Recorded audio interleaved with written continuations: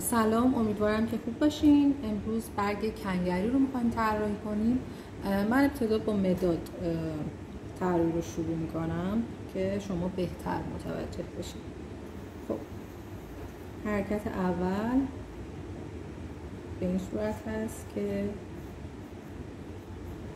جهت ها هم مشخص میشه. حرکت دوم من دوباره همین کمان رو طراحی میکنم و تقریبا میشه گفت شبیه به برگ سیب شاید، ولی خب خیلی باریکتر.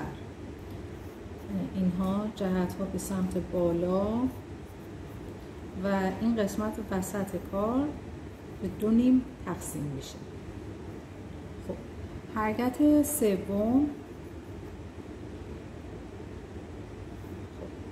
من دوباره همین پروسه رو میرم به این حالت. خب وسط رو که مشخص کردیم، حالا برای سمت راست و چپ ما میایم دندانه قرار میدیم به این صورت. این یک دندانه، این جهت ها این یک دندانه است که بعد میتونیم با پاکن این قسمت خطوط رو پاک کنیم. مرحله چهارم که مرحله آخر هست، دوباره من رو تکرار میکنم. خب شما این خطوط رو حتما هر سری بکشید که حالا این دندانه سمت راست به این صورت، این میشه برگ کنگری ما به این حالت. خط وسط رو همیشه شما باید داشته باشید. حال سمت چپ، سمت راست و به این صورت.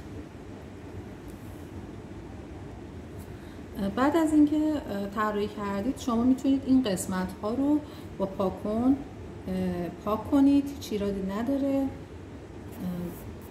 که کار مشخص شه. خب من با راپیدم براتون طراحی میکنم که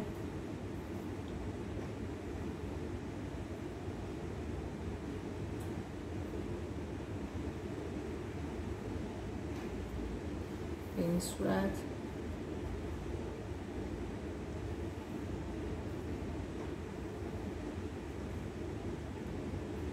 دو تایی هم میشه طراحی کرد، ولی خب برای ابتدای کار شما باید اول یکی رو تمرین کنید.